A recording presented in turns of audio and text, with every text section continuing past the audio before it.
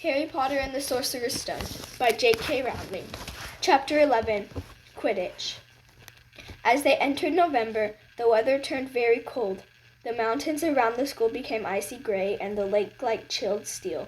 Every morning the ground was covered in frost. Hagrid could be seen from the upstairs window defrosting broomsticks on the Quidditch field, bundled up in a long moleskin overcoat, rabbit fur gloves, and enormous beaver skin boots. The Quidditch season had begun. On Saturday, Harry would be playing in his first match after weeks of training, Gryffindor versus Slytherin. If Gryffindor won, they would move up into second place in the house championship. Hardly anyone had seen Harry play because Wood had decided that, as their secret weapon, Harry should be kept, secret. But the news that he was playing Seeker had leaked out somehow, and Harry didn't know which was worse. People telling him he'd be brilliant, or people telling him they'd be running around underneath him holding a mattress. It was really lucky that Harry now had Hermione as a friend. He didn't know how he'd have gotten through all his homework without her, what with the last-minute Quidditch practice Wood was making them do. She had also lent him Quidditch Through the Ages, which turned out to be a very interesting read. Harry learned that there were 700 ways of committing a Quidditch foul and that all of them had happened during a World Cup match in 1473. That Seekers were usually the smartest and fastest players, and the most serious Quidditch accidents seemed to happen to them. That although people rarely died playing Quidditch, referees had been known to vanish and turn up months later in the Sahara Desert. Hermione had become a bit more relaxed about breaking rules since Harry and Ron had saved her from the mountain troll, and she was much nicer for it. The day before Harry's first Quidditch match, the three of them were out in the freezing courtyard during break, and she had conjured them up a bright blue fire that could be carried around in a jam jar. They were standing with their backs to it, getting warm, when Snape crossed the yard. Harry noticed at once that Snape was limping. Harry, Ron, and Hermione moved closer together to block the fire from view. They were sure it wouldn't be allowed. Unfortunately, something about their guilty faces caught Snape's eye. He limped over. He hadn't seen the fire, but he seemed to be looking for a reason to tell them off anyway. "What's that you've got there, Potter?" It was Quidditch Through the Ages. Harry showed him. "Library books are not to be taken outside the school," said Snape. "Give it to me.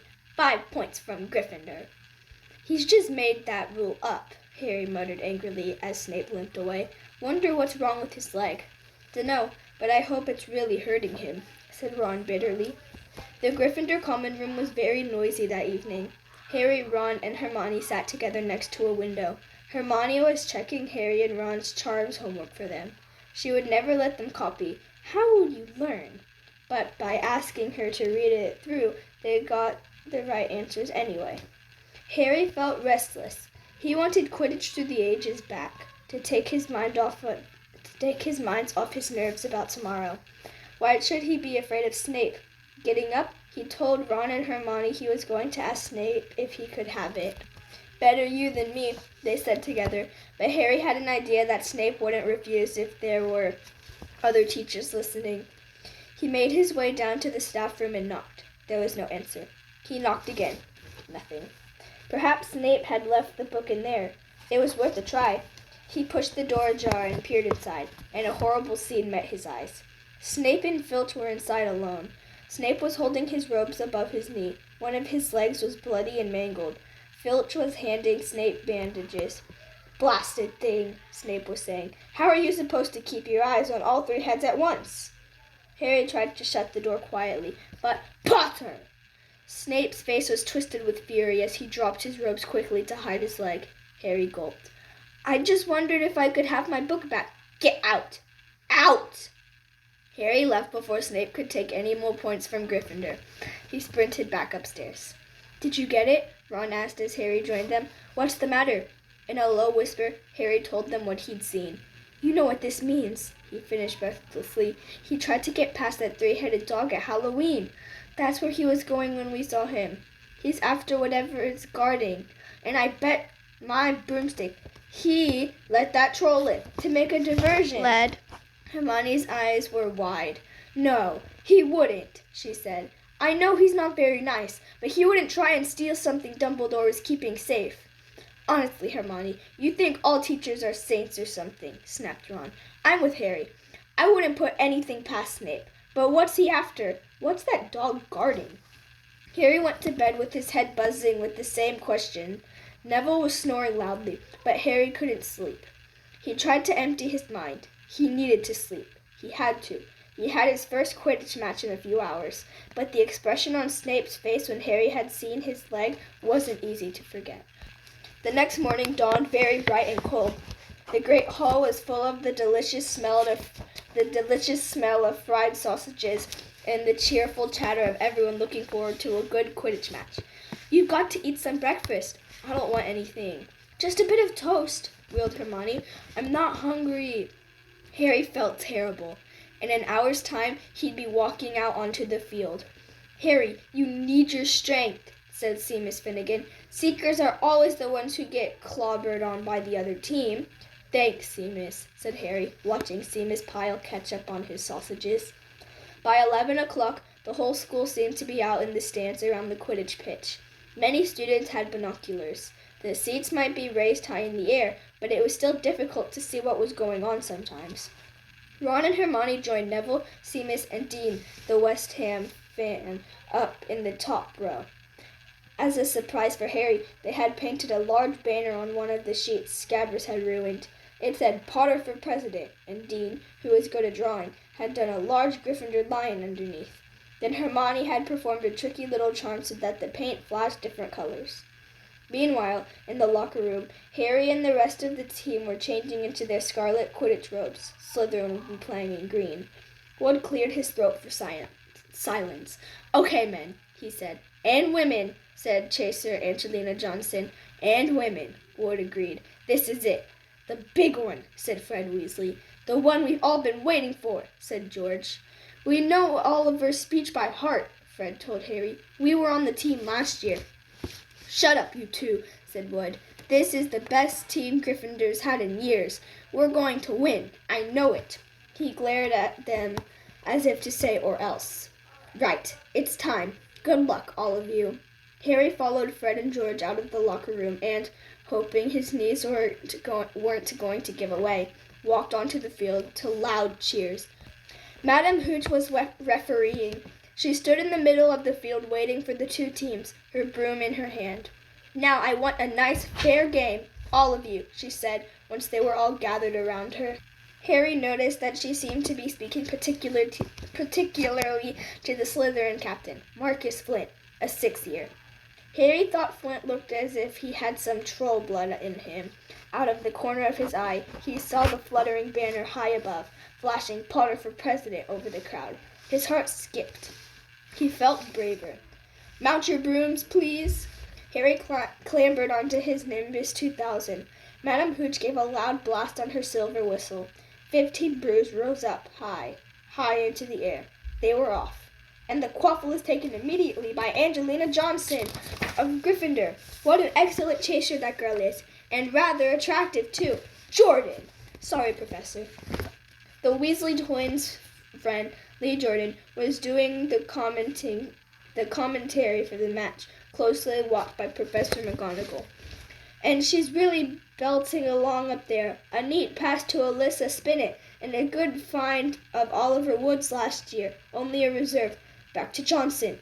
And, no, the Slytherins have taken the quaffle. Slytherin Captain Marcus Flint gained the quaffle, and off he goes. Flint flying like an eagle up there. He's going to... No! Stopped by an excellent move by Gryffindor's keeper, Wood, and the Gryffindors take the quaffle. That's Chaser Katie Bell of Gryffindor. There. Nice dive around Flint. Off up the field, and... Ouch! That must have hurt. Hit in the back of the head by a bludger. Quaffle taken by the Slytherins. That's Adrian Pusey speeding off toward the goalpost, but he's blocked by a second bludger, sent his way by Fred or George Weasley. Can't tell which. Nice play by the Gryffindor beater, anyway, and Johnson back in possession of the quaffle. A clear field ahead, and off she goes. She's really flying. Dodges a speeding bludger. The goalposts are ahead. Come on now, Angelina. Keeper Bletchley dives, misses. Gryffindor score! Gryffindor cheers fill the cold air with howls and moans from the Slytherins. Budge up there, move along. Hagrid! Ron and Hermione squeezed together to give Hagrid enough space to join them. Been watching from me hut, said Hagrid, patting a large pair of binoculars around his neck. But it isn't the same as being in the crowd. No sign of the snitch yet, eh? No sign of the snitch yet, eh? Nope, said Ron. Harry hasn't had much to do yet. Kept out of trouble, though. That's something, said Hagrid, raising his binoculars and peering skyward at the speck that was Harry. Way above them, Harry was gliding over the game, squinting about for some sign of the snitch. This was part of his and Wood's game plan. Keep out of the way until you catch sight of the snitch, Wood had said. We don't want you attacked before you have to be. When Angelina had scored, Harry had done a couple of loop-de-loops to let off his feelings. Now he was back to staring around for the snitch. Once he caught a sight of a flash of gold, but it was just a reflection from one of the Weasleys' wristwatches, and once a bludger decided to come pelting his way, more like a cannonball than anything. But Harry dodged it, and Fred Weasley came chasing after it. All right there, Harry, he had time to yell as he beat the bludger furiously toward Marcus Flint. Slytherin in possession, Lee Jordan was saying. Chaser Percy ducks 2 bludgers, 2 Weasleys, and Chaser Bell, and speeds toward the... Wait a moment, was that the snitch? A murmur ran throughout the crowd as Adrian Percy dropped the quaffle, too busy looking over his shoulder at the flash of gold that had passed his left ear. Harry saw it. In a great rush of excitement, he dived downward after the streak of gold. Slytherin seeker Terence Higgs had seen it, too. Neck and neck, they hurtled toward the snitch. All the chasers seemed to have forgotten what they were supposed to be doing as they hung in midair to watch. Harry was faster than Higgs. He could see the little round ball wings fluttering, darting up ahead. He put on an extra spurt of speed. Wham! A roar of rage echoed from the Gryffindors below. Marcus Flint had blocked Harry on purpose, and Harry's broom spun off course, Harry holding on for dear life. Foul! Screamed the Gryffindors. Madam Hooch spoke angrily to Flint and then ordered a free shot at the goalpost for Gryffindor. But in all the confusion, of course, the golden snitch had disappeared from sight again. Down in the stands, Dean Thomas was yelling, "Send him off, ref! Red card!" "What are you talking about, Dean?" said Ron. "Red card," said Dean furiously. "In soccer, you get shown the red card and you're out of the game." "But this isn't soccer, Dean," Ron reminded him. Hagrid, however, was on Dean's side. "They ought to change the rules. Flint could have knocked Harry out of the air." Lee Jordan was finding it difficult not to take sides. "So, after that obvious and disgusting bit of cheating—" "Jordan," growled Professor McGonagall. "I mean, after that open and revolting foul—" "Jordan, I'm warning you." All right. Flint nearly kills the Gryffindor Seeker, which could happen to anyone, I'm sure. So a penalty to Gryffindor taken by Spinet, who puts it away. No trouble. And we continue play. Gryffindor still in possession." It was as Harry dodged another bludger, which went spinning dangerously past his head, that it happened. His broom gave a sudden, frightening lurch. For a split second, he thought he was going to fall. He gripped the broom tightly with both his hands and knees. He'd never felt anything like that. It happened again. It was as though the broom was trying to buck him off. But Nimbus 2000 did not suddenly decide to buck their riders off. Harry tried to turn back toward the Gryffindor goalposts. He had half a mind to ask Wood to call timeout, and he realized that his broom was completely out of his control. He couldn't turn it. He couldn't direct it at all. It was zigzagging through the air, and every now and then making violent swishing movements that almost unseated him. Lee was still commentating. Slytherin in possession. Flint with the quaffle. Passes Spinet. Passes Bell. Hit hard in the face by a bludger. Hope it broke his nose. Only joking, Professor. Slytherin score. Oh no. The Slytherins were cheering, but no one seemed to have noticed that Harry's broom was behaving strangely. It was carrying him slowly higher, away from the game, jerking and twitching as it went. "Dunno what Harry thinks he's doing," Hagrid mumbled. He stared through his binoculars. "If I didn't know better, I'd say he'd lost control of his broom. But he can't have." Suddenly, people were pointing up at Harry all over the stands. His broom had started to roll over and over, with him only just managing to hold on. Then the whole crowd gasped. Harry's broom had just given a wild jerk and Harry swung off it. He was now dangling from it, holding only with one hand. Did something happen to it when Flint blocked him? Seamus whispered. Can't have, said Hagrid, his voice shaking. Can't nothing interfere with the broomstick except powerful dark magic. No kid could do that to a Nimbus 2000. At these words, Hermione seized Hagrid's binoculars, but instead of looking up at Harry, she started looking frantically at the crowd. What are you doing? Moaned Ron, grey-faced. I knew it, Hermione gasped. Snape, look! Ron grabbed the binoculars. Snape was in the middle of the stands, opposite them. He had his eyes fixed on Harry and was muttering non-stop under his breath. He's doing something. Jinxing the broom, said Hermione. What should we do? Leave it to me. Before Ron could say another word, Hermione had disappeared. Ron turned the binoculars on Harry. His broom was vibrating so hard it was almost impossible for him to hang on much longer.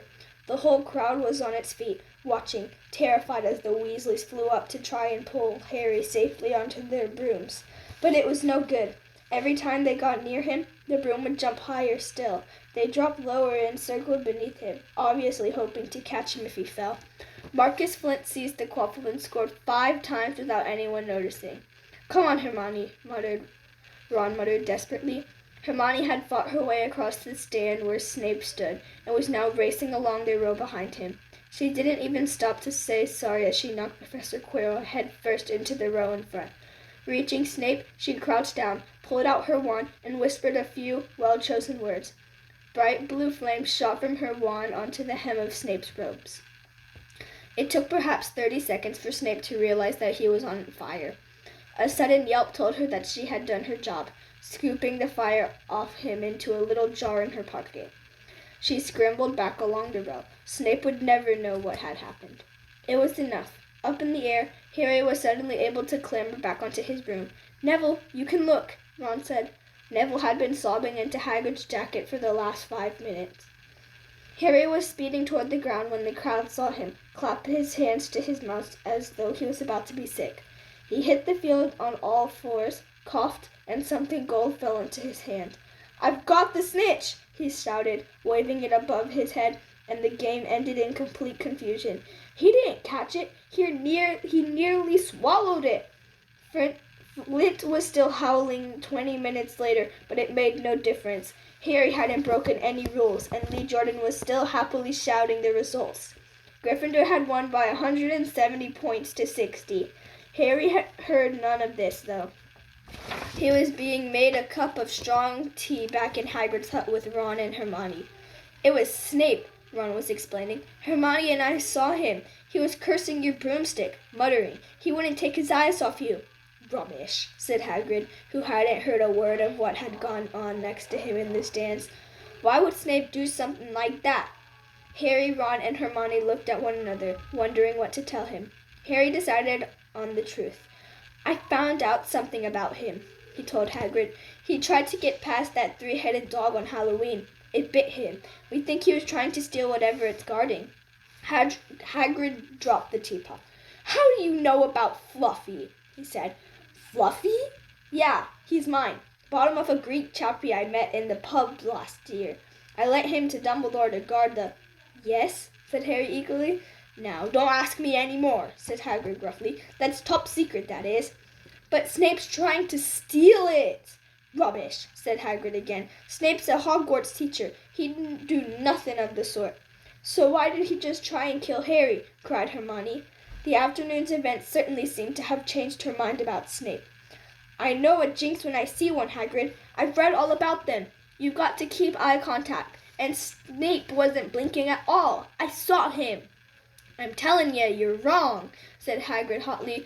I don't know why Harry's broom acted like that, but Snape wouldn't try and kill a student. Now listen to me, all 3 of you. You're meddling in things that don't concern you. It's dangerous. You forget that dog and you forget what it's guarding. That's between Professor Dumbledore and Nicholas Flamel. Aha, said Harry. There's someone called Nicholas Flamel involved, is there? Hagrid looked furious with him.